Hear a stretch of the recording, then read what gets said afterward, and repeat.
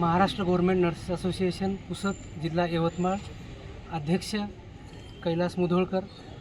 काल जो महागावमध्ये प्रकरण घडलं त्याच्या निषेधार्थ आज आम्ही पुसद येथे कामबंद आंदोलन पुकारण्यात आलेलं आहे। त्या कामबंद आंदोलनाच्या प्रमुख मागण्या आहेत, जो कोणी आरोपी आहेत त्यांच्यावर कायदेशीर कारवाई करण्यात यावी। त्यानंतर आमची दुसरी प्रमुख मागणी आहे की पोलीस संरक्षण देण्यात यावं। त्यानंतर प्रत्येक आरएच किंवा एसडीएच या ठिकाणी पोलीस चौकी उभारण्यात यावी।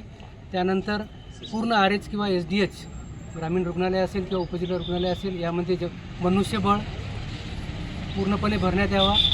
ह्या आमच्या प्रमुख मागण्या राहतील। चौथी आमची मागणी आहे की संपूर्ण यवतमाळ जिल्ह्यातील आरएच असेल किंवा एसडीएच असेल या सर्व ठिकाणी अद्ययावत CCTV लावण्यात येऊन आम्हाला त्या प्रकारे सिक्युरिटी देण्यात यावी।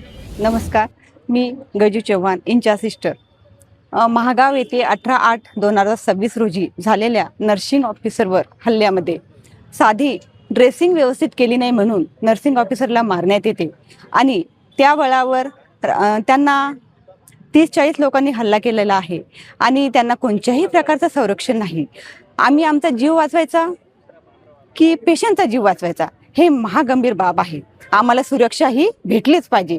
सुरक्षा गार्ड आमच्यासाठी रात्रभर 24 तास इमर्जन्सीमध्ये असलेच पाहिजे। आम्हाला CCTV ही मिळालीच पाहिजे। आमच्या हक्कासाठी आम्ही इमर्जन्सी ड्युटी लेकरं लहान लहान मुलं घरी सोडून ड्युटीवर येतो। आमच्यावर हा अन्याय इथे होत असेल तर तो आम्ही सहन करणार नाही। त्याकरिता आम्ही ह्या हल्ल्यासाठी त्यांच्या हल्लेखोरावर कठोर कारवाई झालीच पाहिजे। त्याला 10 वर्षाची किमान शिक्षा सुद्धा झालीच पाहिजे। तोपर्यंत आम्ही आंदोलन सुरूच ठेवू आणि आंदोलनामध्ये माघार घेणार नाही।